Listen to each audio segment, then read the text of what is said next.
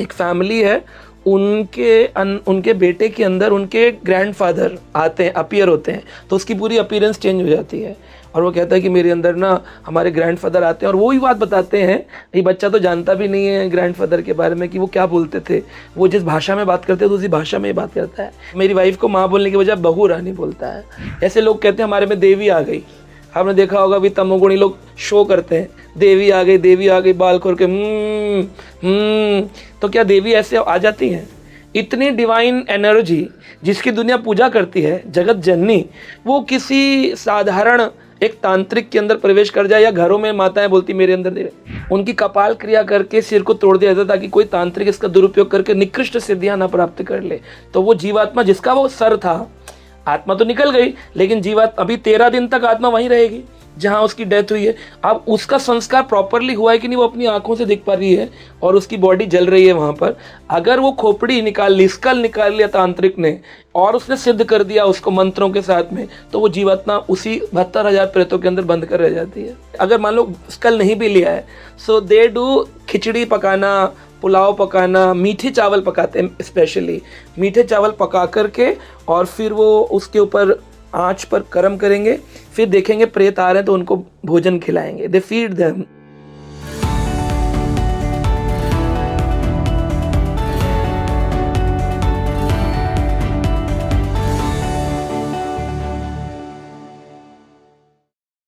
नमस्ते, hello and welcome to Speaking Tree. मैं आपकी होस्ट सोनी भारद्वाज एक बार फिर आप सभी का स्वागत करती हूँ। अक्सर हम डिवाइन एनर्जीज, दिव्य शक्तियाँ, डिवाइन पावर्स की बातें सुनते हैं। आप लोगों ने किताबों में भी इसके बारे में बहुत कुछ पढ़ा होगा, कई ऐसे वीडियोस यूट्यूब पे आप सभी ने देखे होंगे। पर आज जो थंबनेल आप देखकर हमारे पॉडकास्ट में आए हैं, आपको उसके अंदर की सारी रहस्यमय जानकारियां मैं आपको देने वाली हूं, और इसके लिए हमारे पास आज एक खास गेस्ट हैं। पर इससे पहले हम जान लेते हैं कि आखिर दिव्य शक्तियां किस तरीके से आपके जीवन को परिवर्तित करती है। आज के इस खास पॉडकास्ट से मैं आपको उस रहस्यमय दुनिया में लेकर जाऊंगी जहां दिव्य शक्तियां सीधे आपके जीवन से जुड़ती हैं। ऐसे कौन कौन से अनुभव होते हैं जो हर एक व्यक्ति को तो नहीं, पर कुछ चुनी हुई सोल्स को ही होती हैं। यदि आप भी दिव्य शक्तियों को अनुभव पाना चाहते हैं, या फिर यदि आपके साथ हो रही हैं, तो आप ये कैसे पहचानेंगे? ऐसे कौन कौन से संकेत हैं, ऐसे कौन कौन से साइन हैं जो बताते हैं कि दिव्य शक्तियां आपकी मदद कर रही हैं? यदि आपके जीवन में उथल पुथल हो रही है तो वो क्या बताना चाहती है? साथ ही साथ हम इसमें जानेंगे कुछ ऐसे मिस्टिकल एक्सपीरियंसेस जो प्रभु जी ने किए हैं, और जो आपको यकीनन यकीन नहीं होगा, लेकिन वो आज की इस दुनिया में एग्जिस्ट करती हैं। वो चीज़ें हैं पर आप उन्हें समझ नहीं पा रहे हैं। सपने में कुछ ऐसी चीज़ें दिखना जो आपको बार बार रिपीट हो रही है, वो क्या बताना चाहती है? कुछ ऐसे मिस्टिकल एक्सपीरियंसेस जो आपने इससे पहले कभी महसूस नहीं किए, पर वो आपको बार बार परेशान कर रही है। इन सारे सवालों का जवाब जानने के लिए हमारे पास आज एक खास गेस्ट हैं, जो कि भगवत स्पीकर, इंटरनेशनल स्पिरिचुअल गाइड प्रशांत मुकुंद जी हैं। प्रशांत मुकुंद प्रभु जी स्पीकिंग ट्री में आपका एक बार फिर स्वागत करती हूँ। Hare Krishna, thank you. हरे कृष्णा। आपसे मिलकर सच में बहुत अच्छा लग रहा है। थैंक यू, सेम हियर, मुझे भी बहुत अच्छा लग रहा है।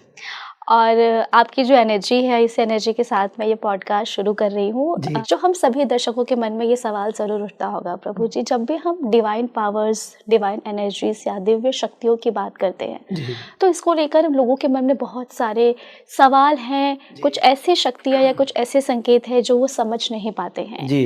तो आज का जो मेरा सवाल है, सबसे पहले मैं आपसे यही पूछूंगी कि जब भी दिव्य शक्तियाँ हैं, यदि वो हमारे आसपास हैं या वो हमारी मदद करना चाहती हैं, तो एक जो नॉर्मल इंसान है वो कैसे पहचान सकता है कि ये शक्तियाँ हमारी मदद कर रही हैं?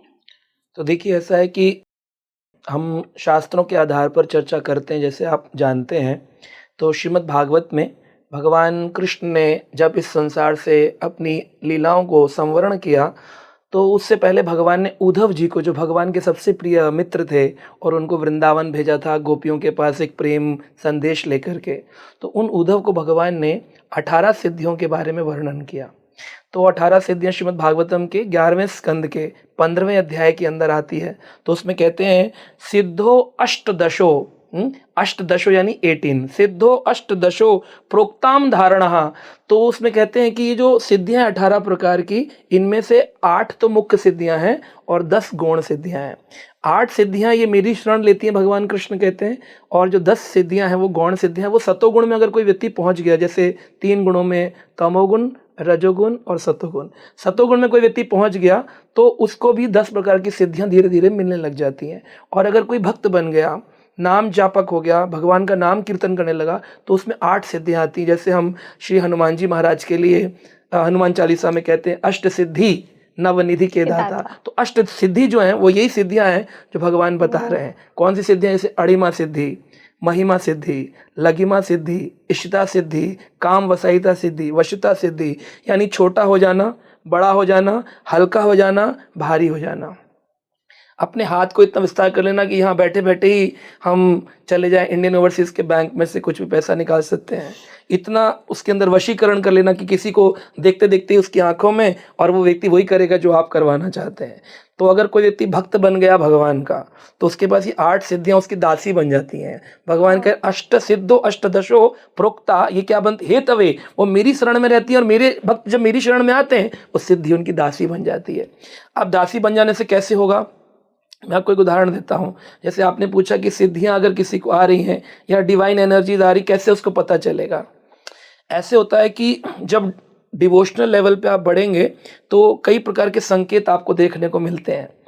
एक पहली चीज़ तो है कि आपका माइंड जो है ना वो स्टेबल रहने लगता है। किसी भी परिस्थिति में आपका माइंड स्टेबल रहेगा। दूसरा, तर्क वितर्क कभी कोई करेगा। जैसे कई बार लोग ज्ञान की शरण ना लेकर के तर्क की शरण लेते हैं, and they keep asking questions. आप विभिन्न प्रश्न पूछेंगे आपसे, और वो चाहेंगे कि बस आपकी बात को नहीं मानना है। तो अगर किसी व्यक्ति में डिवाइन एनर्जी आ गई ना, तो उसके तर्क से फिर कोई जीत नहीं सकता है, वो अजित हो जाता है। क्योंकि भगवान अजित है, और भगवान का भक्त जो है वो अजित हो जाता है। जैसे हनुमान जी अजित हैं, उनको कोई जीत नहीं पाता। क्योंकि इसी कारण से यहाँ तक कि शनिदेव भी नहीं, किसी का अगर किसी की कुंडली में राहु हो, शनि हो, वो उसको परेशान नहीं कर पाता। क्यों? क्योंकि वो मंगलवार या शनिवार को मंदिर जा रहा है। और वो हनुमान जी ने वो कैसे प्राप्त करी है? भगवान राम की भक्ति करके।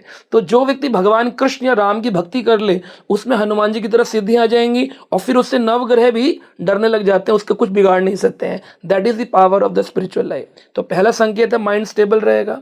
दूसरा है कि वो व्यक्ति इतना डिवाइन हो जाएगा कि उसको तर्क में कोई हरा नहीं सकता है ना। और तीसरी, उसके अंदर एक संकेत आएगा डिवाइन एनर्जी आने के बाद में कि his work become very easy. कहते हैं ना, करते हो तुम कन्हैया मेरा नाम हो रहा है। आप कुछ करेंगे नहीं और सारे काम होने लग जाएंगे आपके। आप कहेंगे मैंने तो किया ही नहीं है, हाउ इट्स हैपनिंग, ये सब कैसे हो रहा है? अगर रियल डिवाइन एनर्जी की बात करें, अब डिवाइन एनर्जीज भी 3 प्रकार के गुणों में आती हैं। ये जो हमने चर्चा करी ये है स्पिरिचुअल डिवाइन एनर्जी। इसके बाद ये सतोगुण डिवाइन एनर्जीज। सतोगुणी व्यक्ति है, यानी कि उसका आहार शुद्ध है, वो भक्त नहीं है, कोई वो मंदिर वंदिर में इतना नहीं इन्वॉल्व नहीं है, बस नॉर्मल सुबह उठे दीपक जला लिया, थोड़ा सा कभी गीता पाठ कर लिया, कभी भगवान का नाम लिया लिया नहीं लिया नहीं लिया, लेकिन सतोगुण में जीवन है। अल्कोहल नहीं लेता है, नॉनवेज नहीं लेता है, और वो बहुत ज़्यादा पैशनेट नहीं है, सिंपल कपड़े पहनता है, सतोगुण में रहता है। तो ऐसे व्यक्ति के अंदर क्या होगा कि जब भी उसकी लाइफ में कुछ खराब होने वाला होगा, उसको संकेत मिलने लग जाएंगे कि आपको आदमी कहता है मेरे को ना एक ऐसा प्रिजम्पशन हो रहा है कि ऐसा होगा, बुरा होने वाला है। तो आपने देखा हो कभी घर में दादी या माँ होती थी जो सतोगुण में होती, कहती बेटा मत जाओ, ये ठीक नहीं है, या यहाँ रिश्ता मत करो, ये ठीक नहीं है। उनको वो डिवाइन एनर्जीज उनको संकेत देती हैं। जब कोई रजोगुण में होगा, वो उसको भी डिवाइन एनर्जीज आती हैं। रजोगुणी व्यक्ति को डिवाइन एनर्जी आएंगी तो उसको पुश करेंगी उस काम के प्रति जो काम में उसका रजोगुण निकलेगा, है ना। वो सोचेगा कि मैं बड़ा एनर्जाइज्ड हो रहा हूँ, मैं दौड़ना नहीं चाहता था, या मैं ये जॉब नहीं चाहता था, मेरा माइंड कह रहा था, मुझे ऐसा लग रहा था अंदर से कोई कह रहा कर ले कर ले कर ले। तो डिवाइन एनर्जी उसको रजोगुण में इन्वॉल्व करेंगी। एंड देन कम्स तमोगुण। तमोगुण में जो व्यक्ति होते हैं तो तांत्रिक होते हैं, जो ब्लैक मैजिक करते हैं, ये तमोगुण में होते हैं, मोड ऑफ इग्नोरेंस में।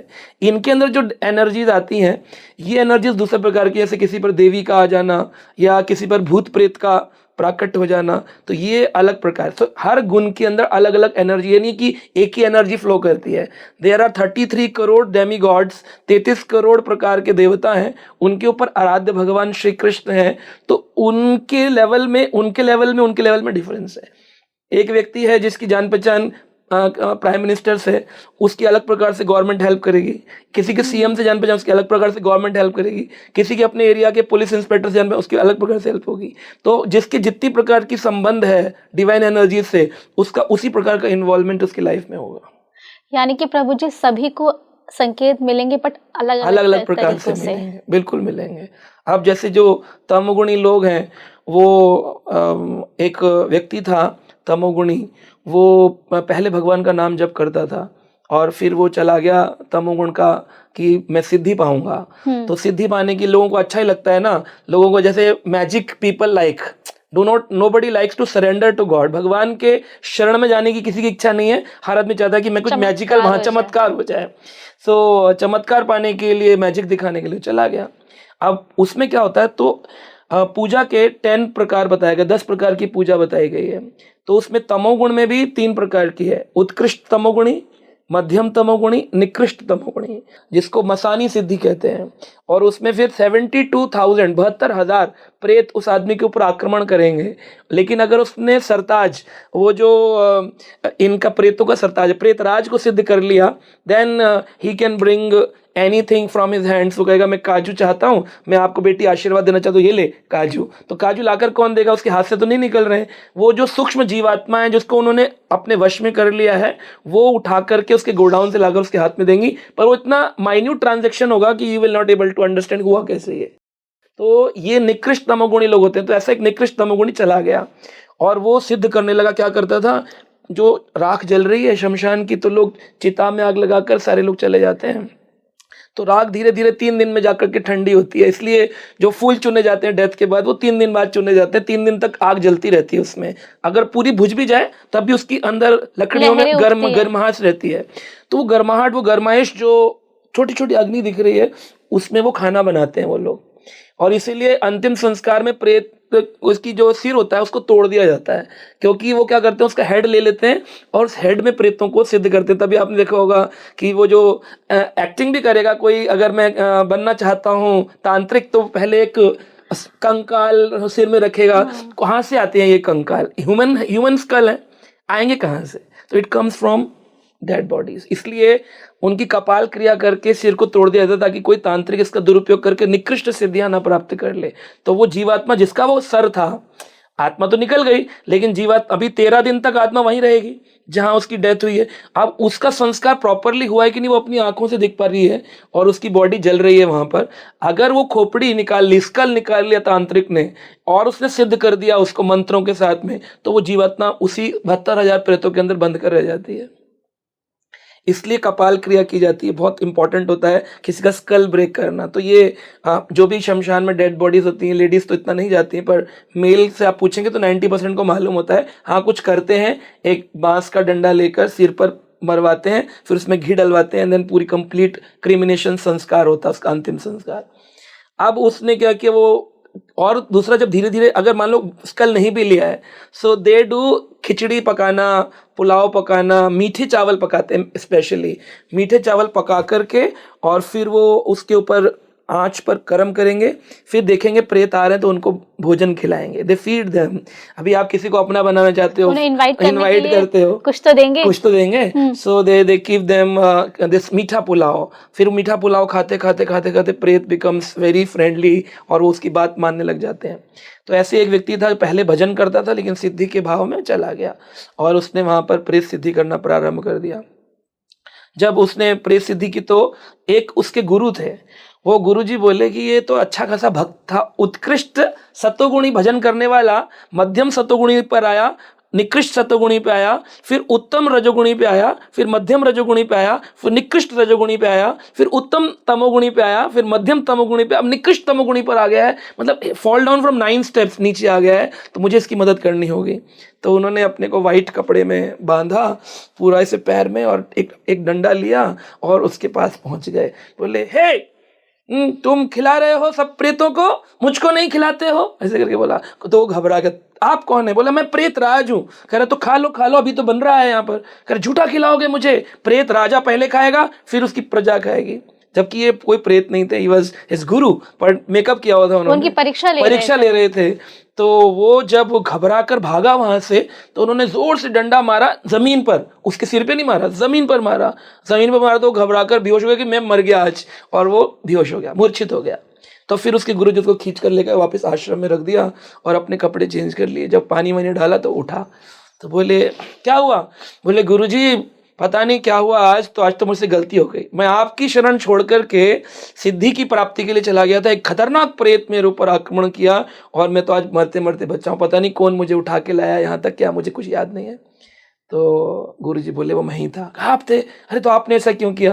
बोले मैं ये बता रहा था कि बेटा इन सब सिद्धियों में कुछ नहीं रखा है, तुम प्रेत को भोजन खिला रहे थे और एक साक्षात इंसान से डर गए, कहाँ तुम्हारे अंदर निडरता आई? अरे भगवान का भजन करो, भगवान का भजन करने से तुम्हें 8 सिद्धियां भी प्राप्त हो जाएंगी, 10 गौण सिद्धियां भी प्राप्त हो जाएंगी, 5 यौगिक विद्याएं भी प्राप्त हो जाएंगी, प्रभु की शरणागति भी हो जाओगे और सारी दुनिया तुम्हारी उपासना करेगी। निकृष्ट सिद्धि वाली कौन उपासना करता है? कोई देखना भी नहीं चाहता तांत्रिक का मुंह, कह रहे नहीं आदमी को हम देखना नहीं चाहते। पर कोई स्पिरिचुअल व्यक्ति होता है, लोग उससे मिलना चाहते हैं, उससे आशीर्वाद लेना चाहते हैं, तो उसने वो सब छोड़ दिया और भगवत नाम में, हरि नाम कीर्तन में लग गया, हरि नाम जप करने लगा।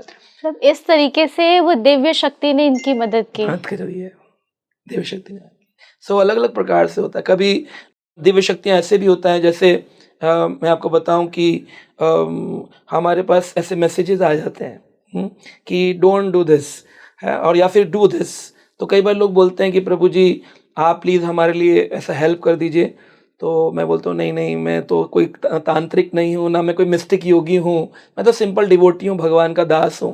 कह रहे नहीं नहीं, भगवान का दास जो होता है उसमें तो सब कुछ होता है, देवता भी उसके पीछे चलते हैं, बिकॉज ही इज सो निर्मल, उसको कुछ डिमांड नहीं होती लाइफ से, प्लीज़ आप हमारे लिए कुछ पूछ कर बताइए। मैंने कहा मैं पूछ नहीं सकता हूँ, बिकॉज कोई पूछने वाला देन प्रोफेशनलिज्म हो गया, it automatically comes from with in. अब जैसे एक बार क्या हुआ, एक फैमिली थी, तो वो फैमिली का है ना आपस में कुछ प्रॉपर्टी इश्यूज चल रहे थे। तो बड़े भैया के पास में फैक्ट्री के पेपर थे, छोटे भाई को उन्होंने फैक्ट्री के पेपर दिए थे, और अब उनका बहुत सालों बाद आफ्टर 40 इयर्स डिवीजन हो रहा था, भाई तुम अपना अपना ले लो, हमारे बच्चे अपना अपना ले लेंगे, देन विल सेपरेट आउट। अब ऐसी स्थिति में उन्होंने पेपर 40 साल पहले कहाँ रखे, कहाँ से पता चलेगा? कितनी जनरेशन चेंज हो गई, बच्चों की शादियां हो गई, पता ही नहीं चल रहा पेपर कहाँ है। तो हम गलती से वहाँ पहुँच गए। तो पहुँचे तो उन्होंने बोला कि प्रभु जी ऐसा ऐसा स्ट्रगल चल रहा है, ऐसे बस बात बता रहे थे, उन्होंने कोई डिमांड नहीं रखी ना, मैंने भी कहा कि मैं कुछ सॉल्व कर सकता हूँ। मेरे मन में अचानक से आया, जैसे हम भजन करते भगवान का कि आप नरसिंह भगवान की उपासना क्यों नहीं करते हैं? तो बोले हमने सब कुछ करके देखा है, हमने शिव जी का भी किया। मैंने कहा नहीं वो सब किया आपने, अच्छा है, बट आपने क्या नरसिंह भगवान की पूजा करी? कह रहे उससे क्या होता है? मैंने कहा ऐसे मेरे मन में आ रहा है कि अगर आप नरसिंह भगवान की पूजा करते तो शायद आपको ये सॉल्यूशन मिलता, because Narsingh is so senior God, वो इतने ऊंचे भगवान है कि गणपति जो विघ्नहर्ता कहलाते हैं वो भी उनसे शक्ति प्राप्त करते हैं। तो आप बस नरसिंह चित्र रख के उनके सामने ये मंत्र बोल दीजिए। तो बोले अब आप ही हैं तो आप ही कर दीजिए। और बाई चांस मैं एक चित्र लेके गया था जो नरसिंह भगवान का ही था, उनको गिफ्ट करने के लिए। देखिए ये कनेक्शन है।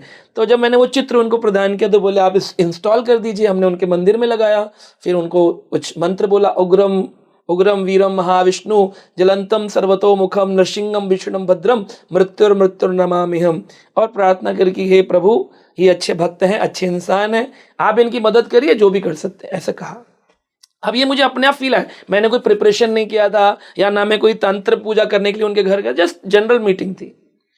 हम लोग चले गए तो वो बोले प्रार्थना करिएगा प्रभु। मैंने हाँ कर दी मैंने तो प्रार्थना, भगवान करेंगे जो करेंगे।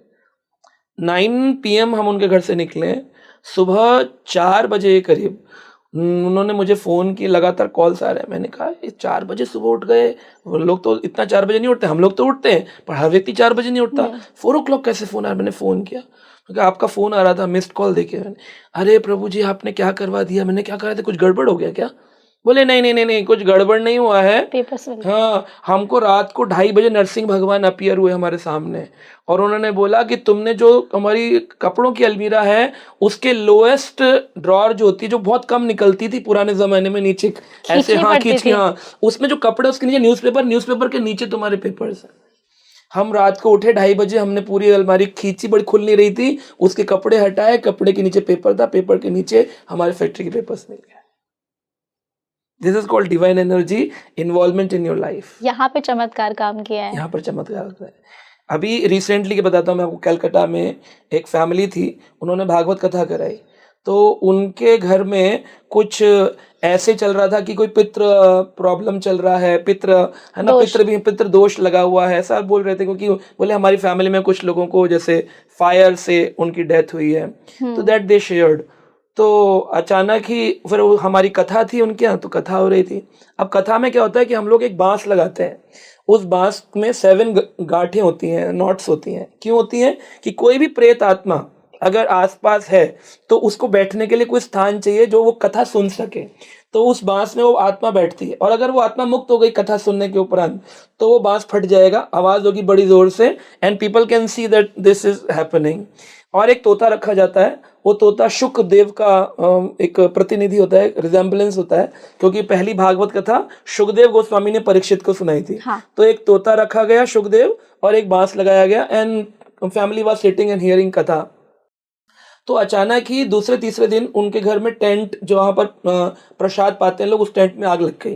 तो मैंने पूछा कि भाई कोई हानि तो नहीं? बोले नहीं, कोई हानि नहीं हुई। फिर दूसरे दिन उनकी किचन के फ्लोर पर फायर लगने लगी। तो बोले इतना हाईली बैलेंस्ड हमारा ये रेजिडेंस है, और इतने करोड़ों की प्रॉपर्टीज है यहाँ पर, बड़ा फायर सिक्योरिटी होती है, बट हो कैसे रहा है? तो ऐसे जो आपके पितृ कथा सुन रहे हैं ना, बांस में बैठे हैं वो, और उन्होंने आपकी फैमिली को सपोर्ट किया इतने साल, जो भी किया, प्रॉब्लम दिया, जो भी था, अब उनकी मुक्ति का काल है। तो जो दीपक बुझने से पहले एक बार भड़कता है ना, सो दे आर शोइंग कि we are now getting liberation. तो आपको अपनी थोड़े थोड़े स्पार्क्स दिख रहे हैं जिसमें वो बस जाने वाले हैं। इतना करते करते ही हमारी 6ठे दिन की कथा थी, 6th डे, और अचानक से आवाज आई ठाक करके, वो बांस पूरा क्रैक हो गया। हाँ, और वो जो तोता था पिंजरे के अंदर, किसी ने उसका पिंजरे का वो नहीं खोला, मतलब it was a real parrot. किसी ने उसका जाली नहीं उठाई, किसी ने उसकी ग्रिल नहीं खोली, कुछ नहीं हुआ। That parrot came out of the cage and started flowing in the auditorium. फिर किसी ने विंडो खोल दिया तो ही फ्लोट अवे, बाहर चला गया वो। तो आप देखिए कि एक कथा सुनने से पितृ भी मुक्त हुए, कथा सुनने से पैरट भी मुक्त हो गया जो अपने केज में था। किसी ने किसी के लिए कोई एफर्ट नहीं किया, जस्ट बाय हियरिंग हरि कथा, भगवान की कथा सुनने मात्र से। तो ये डिवाइन एनर्जीज पितृ के रूप में भी आती हैं, पितृ के रूप में आकर के बताती हैं कि तुम बेटा ये काम मत करो।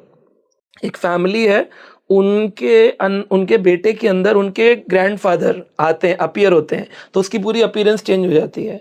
और वो कहता है कि मेरे अंदर ना हमारे ग्रैंडफादर आते हैं, और वो ही बात बताते हैं।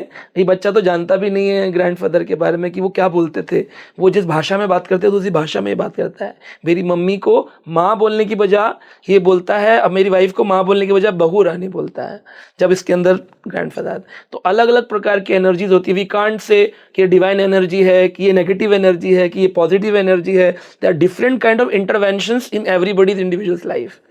अब अनुभव क्यों नहीं होता सबको? किसी को हो रहा है, किसी को नहीं हो रहा है। अब पेड़ के ऊपर एक कपड़ा टंगा है, जो डिवोटी जा रहा कहेगा कि मुझे लगता है भगवान है, और जो नॉर्मल आदमी को कहेगा मुझे लगता है भूत है। तो जैसी आपकी थॉट प्रोसेस होती है ना, वैसे आपके रियलाइजेशंस भी होते हैं। एक बार क्या हुआ, एक जगह पर बारिश हो रही थी, रेनफॉल। तो जब बारिश हो रही तो जो बाल्टी होती है उसको उल्टा करके रखते, ज्यादातर लोग घरों में अपने ऐसे रख देते, अपसाइड डाउन।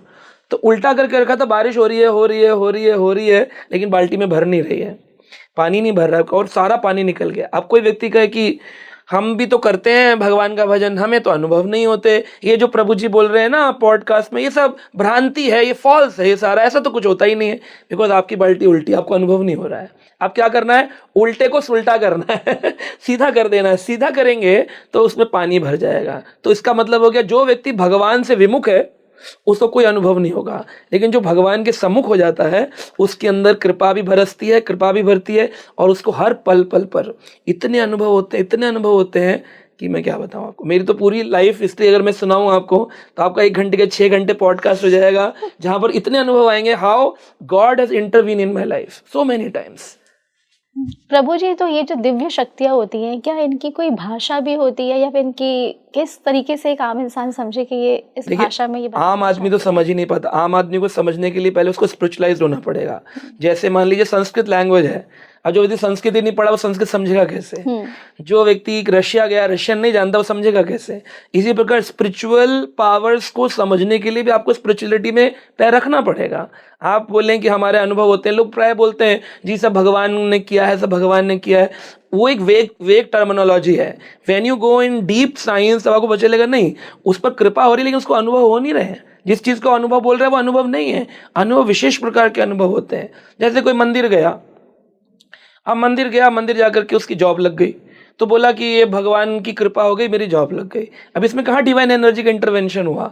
जॉब तो उसके प्रारब्ध में थी, उसको लगनी ही थी। भगवान का ये काम नहीं है लोगों की नौकरी लगवाना या लोगों को आशीर्वाद देना और उनकी शादियां कराना। ये तो हमारे प्रारब्ध कर्म होते हैं जो हमने कर्म किए, गुड एंड बैड, उसके अनुरूप हमारे अच्छे और बुरे हमें फल मिलते रहते हैं। बस बाई चांस इतना है कि मैं शिव मंदिर गया तब मेरा प्रारब्ध नहीं था, मैं साईं मंदिर गया मेरा प्रारब्ध नहीं था, मैं हनुमान मंदिर गया मेरा प्रारब्ध उस दिन था, उस दिन मेरी प्रारब्ध पूर्ण हो रहा था, मेरी नौकरी लग गई, मैंने कहा अरे अरे अब मैं हनुमान जी को अपना इष्ट मानता हूं क्योंकि मेरी जॉब इनसे लगी है। ये हमारी भ्रांति है। उनका इंटरवेंशन, ये जॉब वॉब नहीं होता, उनका इंटरवेंशन होता है। हर स्पिरिचुअल पावर आपको स्पिरिचुअलिटी की ओर खींचने के लिए इंटरवेन करती है। आपके अंदर जब भक्ति का मार्ग आ जाए कि भाई पता नहीं प्रभु जी, अंदर से एक आवाज आती है, अब मेरा भी मन करता है चलो मैं थोड़ा वृंदावन हो आऊँ, थोड़ा मैं हरिद्वार गंगा स्नान कर लूँ, थोड़ा मैं नाम जप कर लूँ, गीता खरीद लूँ। ये जो इंटरवेंशंस हैं, ये डिवाइन एनर्जी आपको अपनी ओर खींचेगी, स्पिरिचुअलिटी की ओर खींचेगी। और जो तमोगुणी है, जैसे लोग कहते हैं हमारे में देवी आ गई, आपने देखा होगा भी तमोगुणी लोग शो करते हैं, देवी आ गई, देवी आ गई, बाल खोल के तो क्या देवी ऐसे आ जाती हैं? इतनी डिवाइन एनर्जी जिसकी दुनिया पूजा करती है, जगत जननी, वो किसी साधारण एक तांत्रिक के अंदर प्रवेश कर जाए, या घरों में माताएं बोलती मेरे अंदर देवी आ सकती है, लेकिन 99% जो लोग क्लेम करते हैं उसमें आती नहीं है। They act just for escapism. वो स्केपिस्ट होते हैं और वो इस पर एक्ट करते हैं, समाज को छलते हैं कि मेरे अंदर डिवाइन एनर्जी है। तो जितने भी ये सिद्धि प्राप्ति के लोग होते हैं हमेशा अशांत मिलेंगे आपको। जो सिद्धि पाना चाहते हैं अशांत, their mental balance is unstable, वो हमेशा अनस्टेबल। सिद्धि, भुक्ति, मुक्ति, कामी, सकल अशांता, कृष्ण भक्त निष्काम अतएव शांता। केवल कृष्ण भक्ति शांत मिलेगा, राम भक्त शांत मिलेगा। बाकी सिद्धि, मुक्ति, भुक्ति के जो लोग हैं वो अशांत, अनस्टेबल रहते हैं, क्योंकि उनकी लाइफ में आया नहीं है। डिवाइन एनर्जी आएगी तो मैंने कहा था पहला संकेत है स्टेबिलिटी ऑफ माइंड। बहुत ही खूबसूरत। प्रभु जी, इसी से अभी आपने बात किया कि वो व्यक्ति अपने आप स्पिरिचुअलिटी की ओर चलता जाएगा। तो गुरु जी, यदि किसी के अंदर दिव्य शक्तियाँ प्रकट हो रही हैं, अगर कोई स्पिरिचुअलिटी में है और उससे प्रकट हो रही है बट वो समझ नहीं पा रहा है, तो ऐसे कौन से संकेत होंगे कि ये शक्तियाँ उसके अंदर अब समा चुकी हैं? सो डिवाइन एनर्जी वो स्पिरिचुअलिटी के रास्ते आ गया है, उसके अंदर डिवाइन एनर्जीज आ रही हैं, लेकिन उसको समझ नहीं आ रहा है कि डिवाइन एनर्जी है कि नहीं है। तो उसके लिए उसको चाहिए होता है एसोसिएशन ऑफ डिवोटीज। आपके अंदर बीमारी है और आप में इलाज हो रहा है, अब आप पूछना चाहते हैं कि मेरा ट्रीटमेंट ठीक हुआ है कि नहीं हुआ है, तो आप अपने आप से अनुभव नहीं कर पाते। अनुभव होता है कि हमें रोग से थोड़ा मुक्त हुआ हूँ, लेकिन आपको हॉस्पिटल जाना पड़ता है, डॉक्टर से अपॉइंटमेंट लेते हैं और फिर वो डॉक्टर आपको टेस्ट करवाता है और उस टेस्ट के माध्यम से आपको पता चलता है कि हाँ मेरे अंदर ये अब रोग मुक्त हो गया है या ये दवाई असर कर रही है, नहीं कर रही है।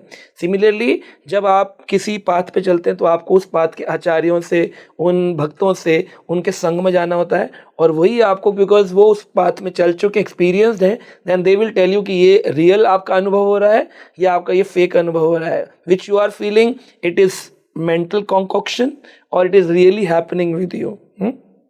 तो वो आपको भक्त बता सकते हैं, because they are experience doctors in hospital of spirituality के आध्यात्मिक वो डॉक्टर होते हैं, वैद्य होते हैं, तो बताते हैं, है ना। किसी के अंदर ईगो कितनी है, किसी के अंदर काम कितना बाकी है, किसी के अंदर क्रोध कितना बाकी है, ये आदमी खुद से अनुभव नहीं कर पाता है। उसको एक व्यक्ति चाहिए, गाइड चाहिए, गुरु चाहिए जो बताएगा नहीं तुम्हारे अंदर ये गलती चल रही है, तुम्हारे अंदर ये गलती चल रही है। ऐसी जैसे गलती बताने के लिए गुरु चाहिए, तो अनुभव करने के लिए, इसलिए कहते हैं अपनी अपनार भजन कथा ना कहिबो यथा तथा। श्रील नरोत्तम दास ठाकुर हमारे एक आचार्य कहते हैं अपनी अनुभव किसी से शेयर नहीं करने चाहिए, गुप्त रखने चाहिए। फिर जाओ तो गुरु से बोलो, तब गुरु बताएंगे ये बताने योग्य है या नहीं बताने योग्य है। तो ऐसे में यदि किसी के अंदर, मैं थोड़ा दर्शकों को बताना चाहती हूँ, ऐसे में यदि आपके अंदर कोई दिव्य शक्ति प्रकट हो रही है और आप समझ नहीं पा रहे हैं, तो आप अपने गुरु के पास जाएं। जाएं, बिल्कुल जाना चाहिए, क्योंकि आप समझ ही नहीं पाएंगे कि वो आपसे क्या करवाना चाहती है। अब वो नेगेटिव, वो प्रेत भी हो सकता है, वो भगवान का इंटरवेंशन भी हो सकता है, वो कोई देवी देवता भी हो सकता है। तो आपको कैसे अनुभव होगा कि कौन से लेवल पर मेरा भजन था और कौन सी चीज अनुभव हो रही है? तो गुरु बताएंगे नहीं नहीं, आप तो निकृष्ट सिद्धि की ओर जा रहे हैं, ये आपका अनुभव नहीं है, इसको छोड़िए, नाम जब पढ़ाइए, प्रेत ने पकड़ लिया आपको। अब प्रेत लोग क्या करते हैं, जैसे लोग टॉयलेट कर देते हैं ना रोड के ऊपर, तो और पेड़ के नीचे जाकर के वो यूरिन पास कर देते हैं, तो उनके उन द्वारों के माध्यम से पेड़ों पर रहने वाले प्रेत उनके शरीर के मूल मूत्र द्वारों से शरीर में प्रवेश कर जाते हैं और एक आत्मा के ऊपर ओवर पावर कर जाते हैं। अब वो आत्मा से वही काम करवाते हैं जो काम उस प्रेत की इच्छा बाकी रह गई थी। उसकी बॉडी खत्म हो गई, वो डिजायर बहुत थी, उसकी इच्छाएं बहुत थी, अमृत हो गया। अब उसको उसका संस्कार भी नहीं हुआ, मुक्ति भी नहीं हुई, तो वो घूमती रहेगी आत्मा। अब वो ढूंढेगी ऐसा कोई व्यक्ति मिले जो मेरी इच्छाओं को पूरा कर सके, तो उसके अंदर जाएगी। एंड बिकॉज ये गोस्टली सोल है, तो ये उसको ओवर पावर कर जाएगी। अब ड्रिंक करता था वो 1 गिलास, इसकी मन था 10 गिलास पीने का, इसको कहेगा कि और पी और पी और पी। अब ये बात तो उसको जाकर गुरु से पूछनी पड़ेगी ना कि ये प्रेत हावी हो गया मेरे ऊपर, या ये शक्ति आई है मेरे से जो करवा रही है काम है। तो इस प्रकार से है।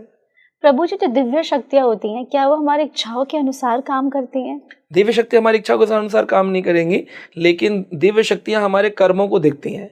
अगर हमारे कर्म पॉजिटिव हैं तो हमको पॉजिटिव स्पिरिचुअल पावर्स मिलेंगी, अगर हमारे कर्म नेगेटिव हैं तो हमको नेगेटिव एनर्जीज घेर लेंगी। इसलिए पता चलता है, आदमी को बोलते हैं यार इसका ऑरा बड़ा नेगेटिव है, इसका ऑरा बड़ा पॉजिटिव है। मीन्स ऑरा मीन्स एनर्जी, तो नेगेटिव एनर्जी भी है, पॉजिटिव एनर्जी भी है, आपके कर्मों के आधार पर है। अब आप नॉनवेज खा रहे हैं और आप ड्रिंक कर रहे हैं, लोगों से आप गंदी भाषा में बात कर रहे हैं, तो आपको पॉजिटिव एनर्जी क्यों आएगी आपके पास में?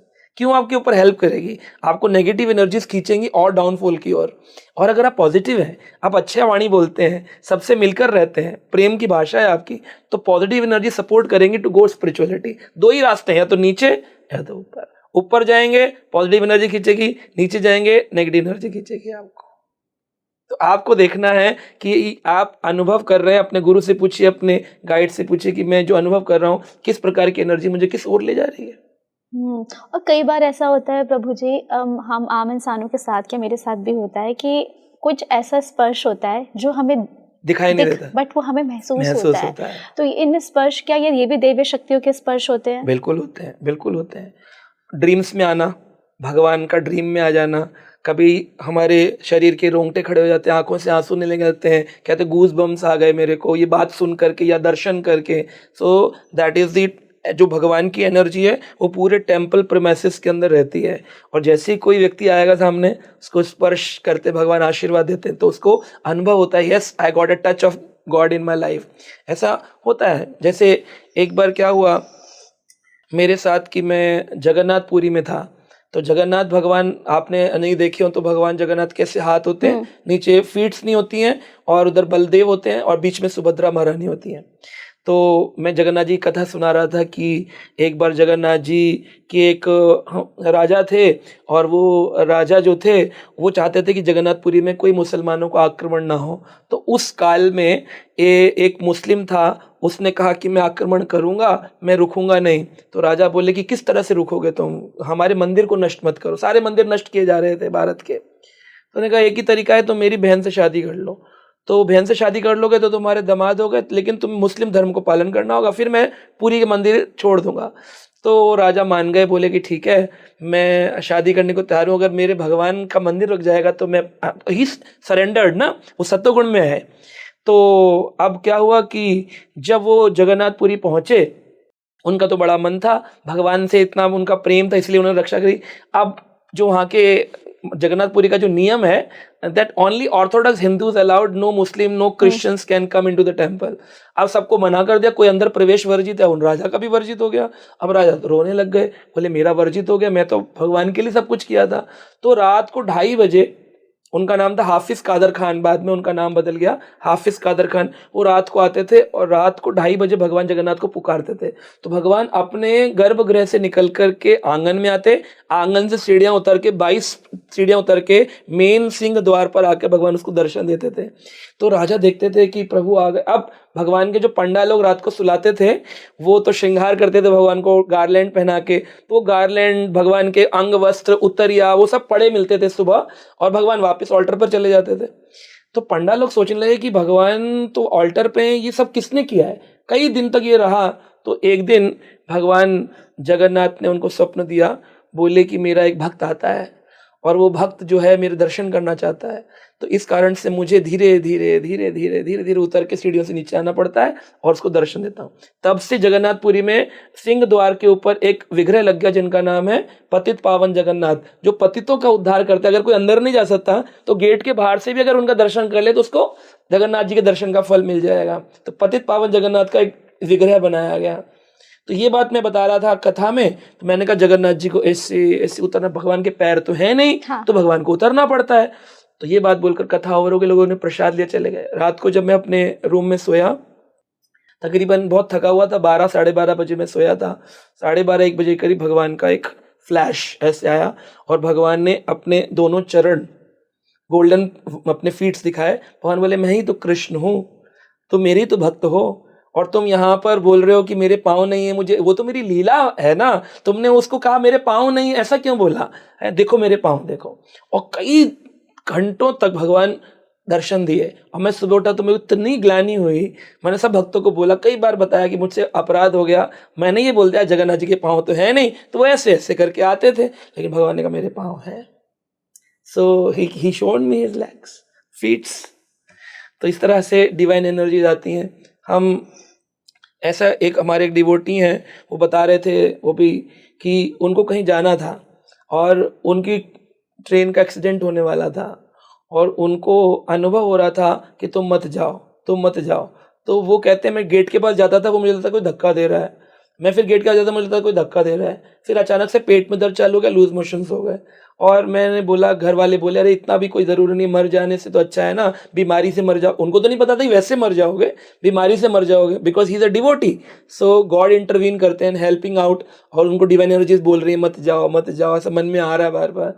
And he stayed back and finally he was saved and it the train met with an accident. तो इस तरह से कई डिवोटीज के अनुभव होते हैं और आपकी मदद करते हैं। मदद करते हैं, बिल्कुल मदद करते हैं। वो आपको बताएंगे इनसे विवाह करो मत करो, इनके साथ चलो मत चलो, सारा का सारा आपको गाइड करने लग जाते हैं। अगर किसी को विवाह के कोई संकेत हो नहीं करना है तो वो किस तरीके के कैसे देते हैं? संकेत यही है कि जैसे व्यक्ति को आप उनकी बॉडी से अट्रैक्ट हो रहे हैं, लेकिन आपके अंदर दो चीज होती है, एक मन और एक दिल। दिल के पास बैठे हुए हैं भगवान परमात्मा, हार्ट के पास है। भगवान ने गीता में कहा हृदय देशे अर्जुन तिष्ठति, अर्जुन मैं हृदय के देश में बैठा हूँ। अब कई लोग कहते हैं परमात्मा यहाँ है, आत्मा यहाँ है, कोई कहता है यहाँ है, कोई यहाँ नहीं।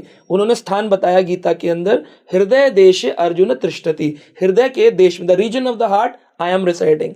तो दिल के पास भगवान यहाँ होते हैं। तो जो आवाज हम कहते हैं मेरे दिल की आवाज आ रही है ना, मेरा दिल कह रहा है, क्या कह रहा है, मेरा दिल बोल रहा है, मेरा दिल बोल रहा है। आदमी कहता है कि नहीं नहीं, मन की सुननी चाहिए। देखो मन मेरा कह रहा है गलत है, मन की नहीं सुननी चाहिए, दिल की सुननी चाहिए, क्योंकि दिल की जो आवाज़ है वो भगवान की आवाज़ होती है, और मन की जो आवाज़ है वो हमारे मन उसको लेफ्ट राइट करता है, भटकाता है हमको हमारे रास्ते से। इसलिए मन को चंचल कहा गया, मन चंचल है।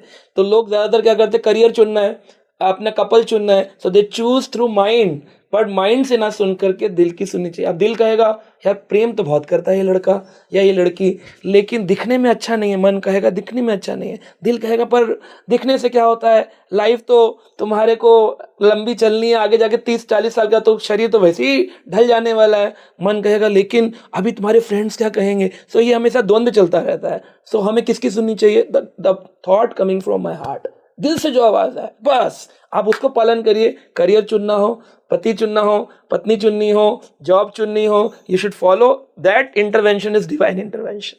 वाओ, एक चुटकी में आपने सारे सवालों का जवाब दे दिया। हम लोग बोलते हैं अब मेरे पास इतने सारे काउंसलिंग के लिए लोग आते हैं, बच्चे आते हैं कि मैं एमए करना चाहती हूँ साइकोलॉजी में, पर उसमें तो सर कोई वो नहीं है, पता नहीं काउंसलिंग में काम मिलेगा नहीं मिलेगा। तो पेरेंट्स कह रहे एमबीए कर लो, फिर तुम एडमिनिस्ट्रेशन में चले जाना, फिर जॉब कर लेना। तो मैंने कहा आपका दिल क्या कहता है? कह रहे दिल तो कहता है साइकोलॉजी करनी है। मैंने कहा बस पैसे ही तो कम मिलेंगे ना, पर साइकोलॉजी करो। आज के ज़माने में तो इतने करियर ऑप्शंस हैं, यू जस्ट गो इट, चाहे वो कोई भी ऑप्शन हो, है ना। आप पोट्री भी बनाते हो ना, कुम्हार भी हो, तो भी आपकी पोट्री अगर दिल से बनाई गई है ना, वो वर्ल्ड में एग्जीबिशंस में लगने लग जाएगी। So you should follow what your heart says. लेकिन लोग फॉलो करते हैं what their mind says. Mind कहेगा पैकेज देखो, है ना, तुम्हारे साथ के फ्रेंड्स कहाँ चले गए, तुम क्या कर रहे हो, कुछ नहीं कमा रहे हो, एज देखो अपनी। ये नहीं सोचना चाहिए, क्योंकि जब आप दिल से कोई काम करेंगे वो हो सकता है देर से पूरा होगा, जिस दिन होगा पूरा वर्ल्ड उस चीज़ को बोले वाओ अमेजिंग पर्सनैलिटी, है ना। जैसे मेरा दिल करता था मुझे अध्यात्म पढ़ना है, तो I came from a pharma background, और मेरी एनर्जीज मन में कहती थी तू उस काम के लिए नहीं बना है, तुम इसलिए नहीं बने हो। एनर्जीज मुझे पुश करती, मेरा मन करता था जाकर कोई मंदिर देख लूं। लोग बोलते थे कैसा है, एम्प्लॉई है, फार्मा में है, लोग ड्रिंक कर रहे होते थे, और मैं जो हूँ आसपास कोई मंदिर ढूंढ रहा होता था, शाम को जरा मंदिर में दर्शन कर रहा हूँ। कहते इतना भी नहीं आस्तिक होना चाहिए यार, समाज कहाँ का कहाँ चला गया, तुम अभी कैसे मंदिर ढूंढते रहते हो।